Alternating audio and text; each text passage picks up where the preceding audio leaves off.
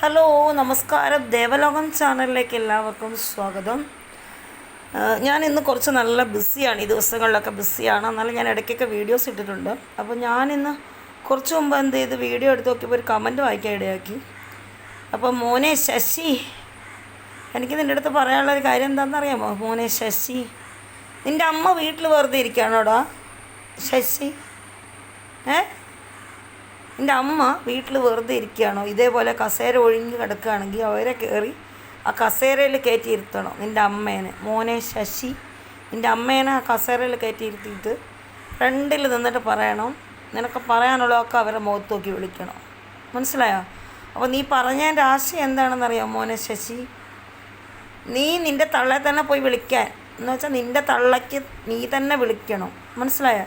അല്ല നാട്ടിലുള്ള പെൺപിള്ളേരെ കയറി വന്നിട്ട് മെണയാൻ പോയാൽ മോനെ ശശി, നിൻ്റെ ഐ ഡി നേരെ ഇങ്ങോട്ട് എടുക്കും, നേരെ എന്ത് ചെയ്യും, കൊടുക്കേണ്ടടത്തേക്ക് ഞാൻ കൊടുക്കും. എനിക്കിപ്പം ശശി, നിന്നെപ്പോലെയുള്ള കുറേ ചെകിടകളുണ്ട് ഈ ലോകത്തിൽ.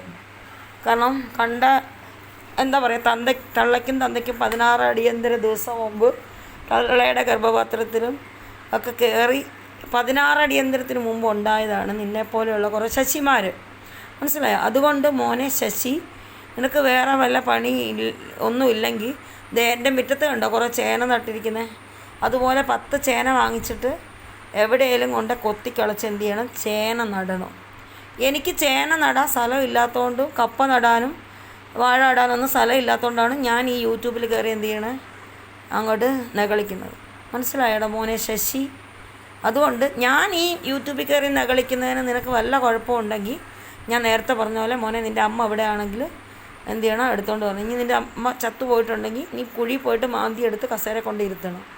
മനസ്സിലായി? എന്നിട്ട് നീ എന്ത് ചെയ്യണം, തള്ളയ്ക്ക് വിളിക്കണം. അല്ലാതെ റോട്ടിൽ കാണുന്ന പെണ്ണുങ്ങളെ, അവിടെ ഇവിടെയും കാണുന്ന പെണ്ണുങ്ങളെയൊക്കെ തള്ളയ്ക്ക് വിളിക്കാനും ഭരിക്കാനൊക്കെ വന്നു കഴിഞ്ഞാൽ വിവരം അറിയും കേട്ടോ മോനെ ശശി.